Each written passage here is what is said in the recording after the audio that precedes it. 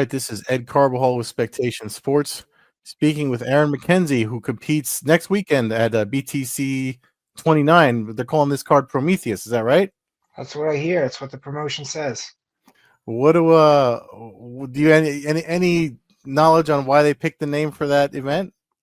No, I don't know. They hadn't told me anything. They just sent me a contract, and I said yes, and I said I'd show up on that day. So we'll see what we'll see how all the promotion stuff looks cool though. I like the gladiator. I like all that stuff.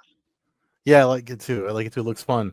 Um, the As I'm doing my homework on you, I mean, like most folks know you're on the Ultimate Fighter, but it looks like you kind of took a break from MMA since then. I mean, you did other stuff, but so this is technically like your first MMA fight, right? Since then? Yeah, unfortunately for me, it is my first MMA fight since the show, and it's not been for lack of trying either.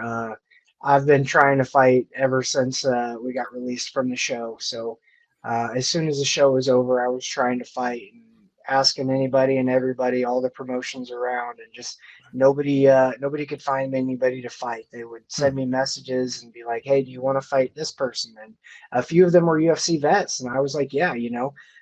And for me, my entire career, this has been an issue just getting people to fight. But for me, as soon as somebody asks me about a fight, my first question is, did you ask the other person? Because almost every single time when they reach out to me for a fight, and then they go and talk to the other person, I never hear back from them. Hmm. I had a few different UFC vets where they're like, "Hey, do you want to fight this guy January 20 whatever?" And I'd be like, did you ask him? They're like, no, not yet. We just wanted to reach out. And I was like, all right, well, I'm down. I'll tell my coaches, I'll talk to them and see what they think, but find out what the other person thinks. And then I don't hear anything back. Hmm. And so a couple times they've circled back to me and I'll be like, hey, what happened back in January? They're like, oh, well, he didn't want to fight, or he Hmm. wanted a different opponent. And then I'll go back and look and he fought somebody that was 12 and 25, so it's been things like that for just about my entire career where Hmm. I'm trying to fight anybody out there and other people don't really want to fight me, which is really unfortunate. It kind of hindered a lot of things in my career, slowed me down, and I've been trying ever since. So, no after no after no, just keep getting those. And then uh, we were inactive and I was waiting, and then the kickboxing thing popped up and I was like, yeah, absolutely. If you've got me an opponent, I'll be there. And Hmm. they actually were able to find me an opponent in kickboxing and I got the first round TKO. And then I was trying to get back to MMA, but after that, I just told them, I'll box, I'll MMA, I'll kickbox. I don't really care. Just find me somebody to fight. Uh, Hmm. and so that's where I've been at. Is just waiting and getting better every day. Well, I mean, it's nice to hear that you're keeping your blade sharp and training and staying ready for fighting, kickboxing or MMA. But on the other side, I mean, especially coming from you, usually when somebody has the resume that you have with the LFA and Bellator and being on Ultimate Fighter, you would think booking you is easier. But from listening to you, I mean, are they asking you first before finding opponents because of your seniority, or well, It, why do you think it's working out the way it is? it's been a little bit of both, and it's unfortunate. Hmm. On the regional scene, there's a lot of things, right? You know, so it helps to have a good promotion in your town that's behind you that will go out of their way to find fights for you. And like much like BTC with Adam Assenza, right? He's fought Hmm. for them 13 times. That's amazing, right? For Hmm. me, when we had HDMA here in HDMMA here in Oklahoma City, they were actively trying to find me fights, hard fights, like not pushovers. If you go look through my record with HD, like it's a lot of high level, good record guys. And then I Hmm. won their title against another 5-1 guy, beat him in the second round, and then from then I got the Bellator call and fought for them a couple times. But having a promotion around that's willing to back you and find fights for you is huge on regionals.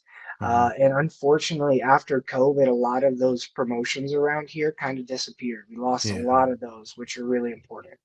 And then you've just got things like LFA was great for me as well. Like they pushed me, found me really good opponents, hard fights. I love LFA for what they did for me. Hmm. Uh, Unfortunately, once it's kind of tough to go backwards, especially after I go on the show and then I'm stuck out there. And then, they had to move on. They got new champ, and I think that belt's changed hands like two or three more times since then, which is awesome. Like Hmm. the 155 division is crazy. I Yeah. love it. You know, it's one of the things that's made me one of the best, right? Is just having that competition. So I really respect them and appreciate them for what they did for me coming up. Unfortunately, just, nowadays, especially where I'm at, a lot of guys see the contender where you get to 5 or 6-0 or 6-1, Mm. and you don't necessarily have to take the hard fights now to get to there, Mm. and you can still get to contender. It I don't think it's great for the sport, but it's not my millions and billions of dollars, and I'm not running a company. I'm just here to fight people and be as good as I possibly can. So, uh, Hmm. you know, there was like a shift about COVID time, about 5 or so years ago, Yeah. where UFC changed what they were looking for. When I was coming up, they wanted you to fight the hard guys. They wanted Hmm. you to get finishes on the regionals against good opponents, so you weren't getting into the UFC and getting your butt kicked. Nowadays, they kind of don't mind so much pumping up somebody that's beaten Hmm. a couple of lesser skilled fighters at 5 or 6-0, and then maybe that first test is on contender, and then they pass that test good enough, Yeah. then they throw them to the wolves a little bit. So it's just kind of shifted to where I kind of came up the old way, and halfway through they changed what they were looking for, unfortunately, and I just kind of got unfortunate out of a lot of stuff, but I can't complain and cry about it now. Business decisions have been made, and all Hmm. I can do is show up when people ask me to fight and fight them. Yeah. Yeah. You said a lot right there that I'm bundling up. I mean, that I kind of want to unpack a little bit. Because you kind of commented on the landscape of the sport right now since COVID, mentioning Contender Series, and you're not the only fighter that I've spoken to for Spectation Sport that has told me about the matchmaking issues, especially with guys trying to pad their records so they can get that, you know, Contender Series, flow. I guess the funnel. Um, but what are your thoughts on I mean, like you mentioned something about the regional promotions, and one of the things I feel like, not that I love Bellator. I've probably covered cards that you were on. I've covered a lot of Bellator events for other outlets when I was with Sherdog and other outlets. Um, what are your thoughts on them not being around anymore and how it affected the landscape of the sport? Now you kind of commented on it. It was a question I had, but what you just said about the matchmaking process and the way people are, that how the contender series kind of changed, it makes me wonder how someone like you looks at the landscape of the sport now. The less promotions we have, the worse the sport is, right? Mm-hmm. 100% competition is great. Even if UFC didn't see Bellator as competition, it was great to just have them around to maybe keep them a little bit honest, right? Yeah. Or just to have somewhere else that's going to be willing to pay. If you can make them money, they'll pay you, right? Mm-hmm. Uh, and just having more big promotions is good for the sport. Uh, I love One, I love Ryzen, I love UFC, I loved Bellator, and PFC is cool too. But it seems more and more now like where it's either UFC or bust, which it Mm-hmm. always was a little bit, but now there's not really the fallback or anything like that, or even just competition, things to Yeah. make it not be stale. When you look at a pay structure that hasn't changed in 12 or 13 years, like money is different now, right? Yeah. Like the dollar is different, but the money that we're getting paid is the same. It's not great. It's really tough, and I hope that it'll change in the future for other people. Like I know I'm pretty well set, and I'm getting towards the end of my career as an old guy, but hopefully in the future it can get a little better. Mm-hmm. Yeah. I hope so too. I mean, we all I think a lot of people have been chiming in online saying the same thing. At least people that have been following the sport for as long as I have, and probably as long as you've been fighting. Before I got two more questions, but one little one I wanted to insert just because it's in my notes and I have to ask as a jujitsu enthusiast. I see. Are you still training with Lovato? Every day. Saw him yesterday. He flew out. He flew out after our lunch practice to go. I don't know if he's coaching this weekend or if he's competing. He competes just about every other week right now. That's crazy. Are you? Did you ever consider doing, or have you done like sub only stuff? Because it looks like there's some money in to making jujitsu now. Yeah, I've done a little bit. That was actually the first thing back after COVID. Like, Mm, Fight to Win was doing shows, and their very first show, like, we were down in Dallas, and I came back and I got like a minute 12-second submission. nice. For me, my goal was always MMA, and like Hmm. my side of the coin was always MMA. But I love jujitsu. I love Hmm. striking, so it's really good for me just to have that experience as well. But when it was the choice between getting ready for a fight or getting ready for a jiu-jitsu competition, I want to get ready to fight. It's Mm. just a lot more fun for me. It gives me something. It's a little bit higher goal, I think, for me. Yeah, I mean, and when you look at like the inception of the sport and how jujitsu is kind of tied in with that, I mean, if you MMA is kind of like the pinnacle of martial arts, if you will. Like Yep. that's how you know your where your skills are tested because almost everything still kind of goes at least under the current rule set. So BTC in Canada against Adam Assenza. You mentioned him. That's who you're facing. Um, and he's kind of the I guess he's the vet there.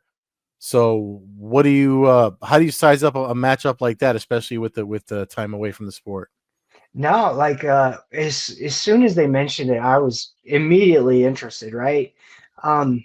Because I actually had heard his name before. Hmm. He fought for LFA around the time I was a champ. Hmm. And he fought a guy called Junior Mello, and I think Mello beat him. But after that fight, Mello tagged me on Instagram, called me. I was like, "Oh, you need to fight me for the belt. You're a fake champion, or this and that." Like I hadn't just beat Muhammad Ali's grandson for the Hmm. belt. But at the time, I was already about to go fight for Ultimate Fighter. Right? It was that time where I already knew I was going out there. Like we didn't know we were going to be on the show until the day they took us to the house because there were so many alternates. But I knew I was going to Vegas, so like for me it was just funny. So I just kind of made fun of him online and let it go. Like it wasn't a big deal. But I had seen him then, and so when I saw his name, I was like, okay, that's familiar. So I went back and figured out why.